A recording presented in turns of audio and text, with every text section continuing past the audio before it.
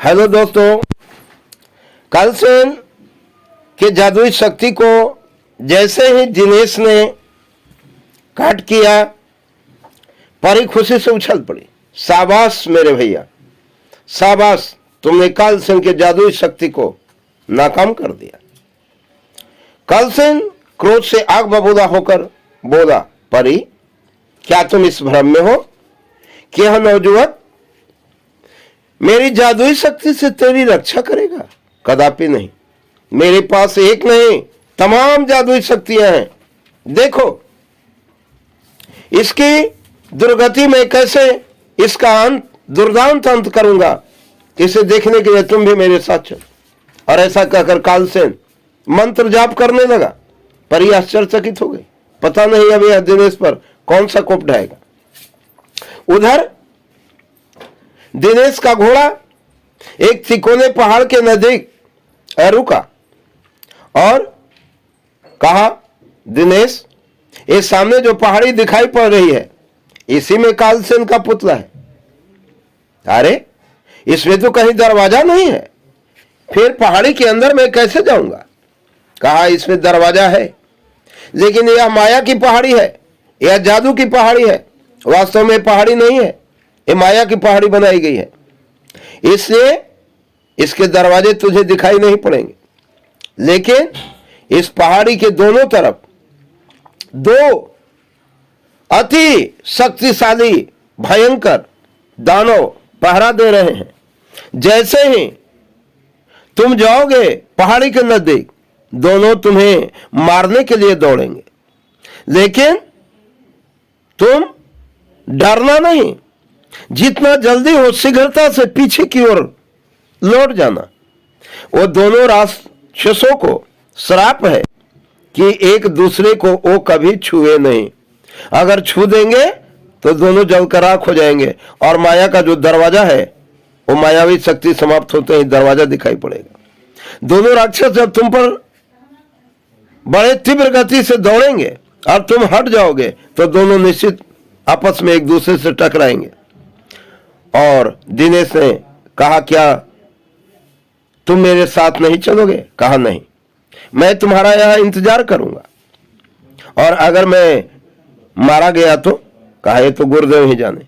गुरुदेव की आज्ञा है कि पहाड़ी के बाहर ही मैं तेरा इंतजार करूं। कहा, जैसी तुम्हारी आज्ञा। ऐसा कहकर दिनेश जैसे ही दरवाजे की ओर बढ़ा, पहाड़ी की ओर दोनों तरफ से राक्षस उस पर टूट पड़े। लेकिन दिनेश जैसे ही पीछे की ओर मुड़ा, दोनों आपस में टकराए। धुआं का बहुत बड़ा गुब्बारा उठा और कुछ ही देरी में पहाड़ी में एक दरवाजा दिखाई पड़ने लगा।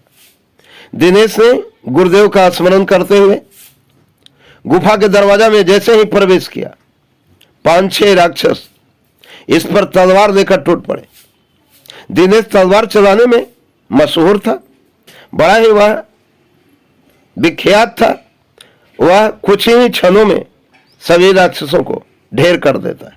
इसके बाद उसी गुफा से एक अन्य दरवाजा खुलता है, जिसमें 30-32 डाकू की तरह राक्षस पहरा दे रहे थे।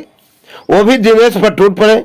दिनेश बड़ी बहादुरी से उनसे एक एक कर लड़ता गया, एक एक को मारता गया, और जैसे ही अंतिम डाकू को मारा, अंतिम दरवाजा खुला, जिसके अंदर में एक बड़े ऊंचे सिंहासन पर पुतला बैठा हुआ था, और वह चिल्ला रहा था, मैं ही कालसेन का पुतला हूं, लेकिन तुम मुझे छू भी नहीं सकते हो।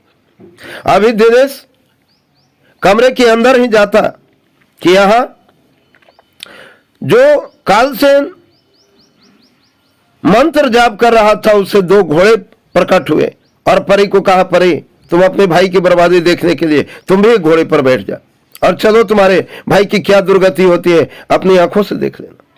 परी और कालसेन का घोड़ा तीव्र गति से उस पहाड़ी के अंदर प्रवेश किया, और प्रवेश करते ही एक रस्सी को मंत्र पढ़कर कालसेन ने जैसे ही फेंका, वह रस्सी भयानक विशालकाय अजगर बनकर दिनेश को सर से पांव तक ढक लिया। चूंकि दिनेश के पास मोती था, इससे दिनेश पर उस पर किसी प्रकार का प्रभाव नहीं पड़ रहा था। लेकिन दिनेश की दुर्दशा देखकर परी भय से पीली हो गई और इधर कालसन कहे लगा रहा था, देख परी देख, यह सर्प तेरे भाई का नस नस चबा जाएगा। अब तुम्हारा भाई मेरी जादुई शक्ति से नहीं बच सकता है। दिनेश ने मुस्कुराकर कहा, डरना मत बहन, यह मेरा बाल बांका भी नहीं कर सकता है। झट से उसने अपनी हाथ बाहर निकाली, तलवार से खंडित खंडित सर्प को कर दिया। भूमि पर जैसे ही सर्प गिरा, कालसेन बेचैन हो गया। वह दूसरी रस्सी उठाने के लिए दौड़ने ही वाला था कि तब तक दौड़कर दिनेश और पुतले को उठा दिया। पुतले को उठाते ही वह झट से पुतले का एक पांव तोड़ डाला। पुतले का एक पांव टूटना और वह कालसेन का वास्तविक एक पांव टूट गया और वह बड़े चित्कार करते हुए क्रोधावेश में गर्जना करने लगा, दिनेश तुम मुझसे टकराकर जिंदा नहीं रह सकते हो, इसकी बहुत भयानक कीमत तुझे अदा करनी पड़ेगी। इधर दिनेश मुस्कुराए जा रहा था। उसने पुतले का दूसरा पांव भी तोड़ डाला। अब कालसेन का चेहरा बड़ा ही भयानक, विभत्स, डरावना, आतंक फैलाने वाला हो गया था। उसकी आवाज पहाड़ी के अंदर गूंज रही थी। वह चित्कार करते जा रहा था और दिनेश का कहे लगा रहा था।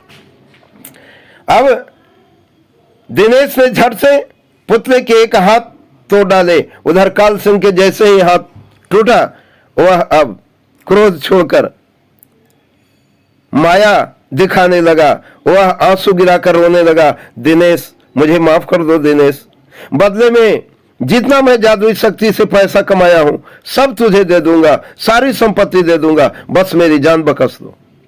तब तक दिनेश ने कहा, तुम्हारे 2 पांव टूट गए हैं, एक हाथ भी टूट गए हैं, अच्छे नहीं लगते हैं, बस इस हाथ को मैं तोड़कर बराबर कर देता हूं। और ऐसा कहते ही पुतले का दूसरा हाथ भी तोड़ डाला। कालसेन बड़े भयानक रूप से चित्कार करने लगा और रोने लगा, दिनेश जितना मैंने जादुई शक्ति सीखा है सब तुझे दे दूंगा, बस मेरी जान बख्श दो। परी ने कहा, नहीं भैया, यह मायावी है, यह कभी भी कुठाराघात कर सकता है, इससे बचकर रहिएगा। दिनेश ने कहा, नहीं बहन, यह पूरा ब्रह्मांड भी अगर मुझे देगा तो मैं इसे नहीं बख्श सकता हूं। जानते हो, मैं एक बार में चाहता तो इसके गर्दन को मरोड़ देता, इसका अंत हो जाता, लेकिन जानबूझकर मैं इसे तड़पा कर मार रहा हूं, क्योंकि यह जितना तुझे तड़पाया है उसका मैं बदला इससे ले रहा हूं। और इतना कहते ही दिनेश ने कालसेन की पुतले की गर्दन मरोड़ डाली। गर्दन मरोड़ते ही कालसेन चित्कार करके समाप्त हो गया और कालसेन के समाप्त होते ही एक बहुत विशालकाय धुआं का गुब्बारा उठा और धुआं के गुब्बारा उठते ही वहां पर दूर दूर तक कहीं कोई पहाड़ी नहीं थी। परी के शरीर पर सुंदर खूबसूरत पंख लगे हुए थे, चारों तरफ पुष्प वाटिका थी, पक्षी कलरव कर रहे थे, बड़ा ही मनोरम दृश्य था। भय और विस्मय से दिनेश की आंखें बंद थी। दिनेश ने जब अपनी आंखें खोली तो कहा, एक ये मैं क्या देख रहा हूं परी बहन? परी ने कहा, जो देख रहे हो दिनेश, यही वास्तविकता है। कालसेन का अंत हो गया, जादुई शक्ति समाप्त हो गई और मेरी खोई हुई शक्ति वापस आ गई। तो दिनेश ने कहा, परी बहन, तो अब तुम्हारा इंतजार देवलोक में बड़ी बेसब्री से देवता लोग कर रहे होंगे, अतः परी बहन तुम देवलोक को प्रस्थान करो। परी मुस्कुराई, बड़े विचित्र भाई हो रे, अरे तुमने मेरे ऊपर इतना एहसान किया और एक बहन तुझे अकेला छोड़कर भला कैसे जा सकती? कहा, क्या इसका मतलब तुम धरती लोक पर रहोगी बहन? नहीं भैया, मैं धरती लोक में नहीं रह सकती, लेकिन एक घटना घटी है। कहा, क्या बहन? कहा, किसी जंगल में तुमने किसी राजकुमारी की जान बचाई थी। दिनेश अपने माथे पर बल दिया, सोचा, वह मोर शिखा की घटना को याद किया। कहा, हाँ बहन, मैंने एक मोर शिखा नामक राजकुमारी की जान बचाई थी। क्या हुआ? कहा, मोर शिखा जब से महल में गई तब से खाना पीना सब कुछ छोड़ दी। वह न स्नान करती थी न वस्त्र बदलती थी। राजा रानी बड़े चिंतित थे। सखियों ने जब बार बार पूछा तो वह कही, जिस राजकुमार ने मेरी जान बचाई है उससे मुझे प्रेम हो गया है और मेरे माता पिता उस गरीब से मेरी शादी नहीं करेंगे, इससे मैं अपनी जीवन लीला समाप्त करना चाहती हूँ। सखियों ने मोरशिखा की मां से जब यह बात कही, मोरशिखा की मां रोती हुई अपने पति अर्थात मोरशिखा के पिता से बातें कही। राजा ने जैसे ही ये बात सुनी कि एक गरीब किसान के बेटे से मेरी बेटी शादी करना चाहती है, राजा आग बबूला हो गए, क्रोध से चिल्लाने लगे, क्या मेरी बेटी पागल हो गई है जो एक भिखारी से मैं अपने लड़की की शादी कर दूं? कदापि नहीं, ऐसा कभी नहीं हो सकता है। और यह शब्द सुनते ही मोरशिखा बेहोश हो गई। संसार के जितने भी बड़े बड़े वैद्य थे, सारे वैद्य आए, दवा किए, लेकिन किसी दवा का प्रभाव मोरशिखा पर नहीं चला।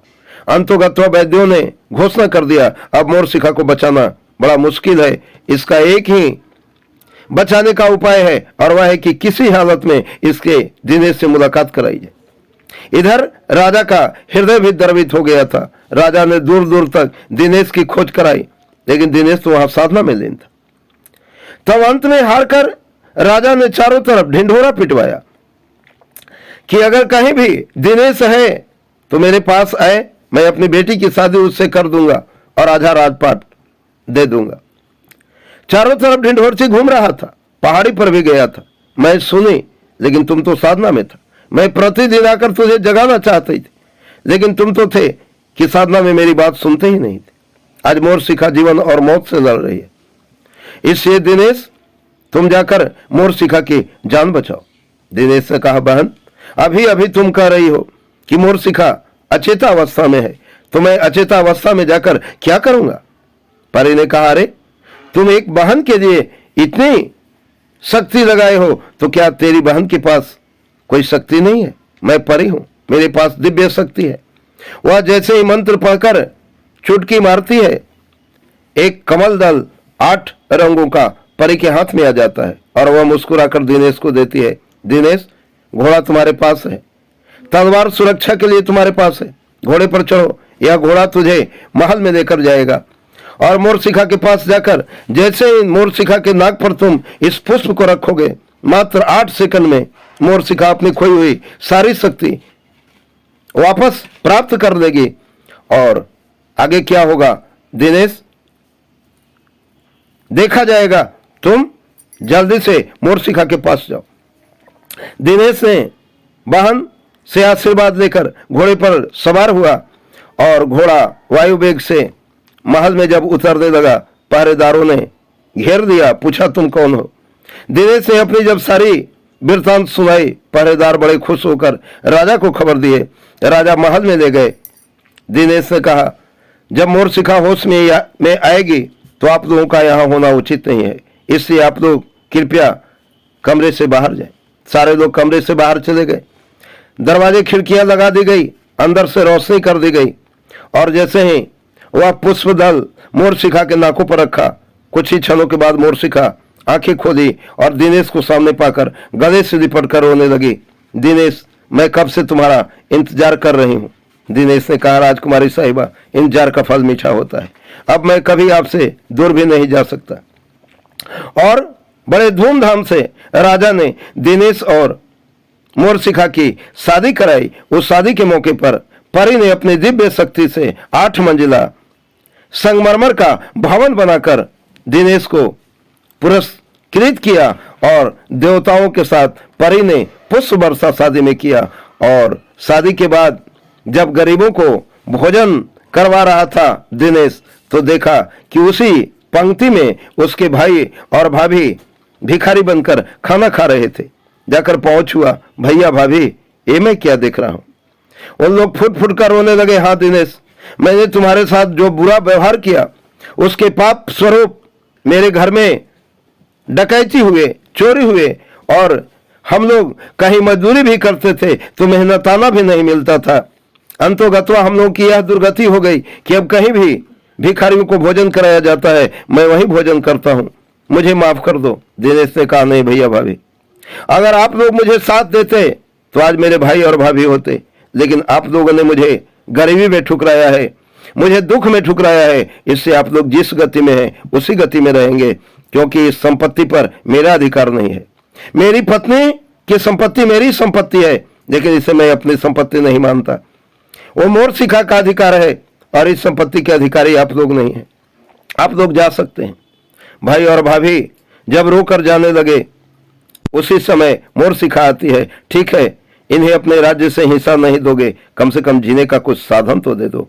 ये लोग तो दुष्ट थे, इन लोगों ने जो किया इन्हें माफ करो और कुछ जीने खाने का साधन दे दो। दिनेश ने कहा, तुम्हारी संपत्ति है, अगर तुम ही गर्वित हो तो मुझे क्या जाता है, बस कुछ पुरस्कार स्वरूप उन लोगों को व्यापार करने के लिए दिया। और इस तरह से यह मार्मिक कहानी बड़े ही उत्साहपूर्वक समाप्त होती है, क्योंकि जो अच्छाई के मार्ग पर चलता है बाधाएं तो आती हैं, लेकिन अंतोगत्वा सत्य कहा गया है, परेशान तो होता है लेकिन पराजित नहीं होता है, सत्य की ध्वजा लहराती है। और इस कहानी में भी यही दिखाया गया कि दिनेश सत्य के पथ पर था जिसकी ध्वजा फहरा गई। जय हिंद।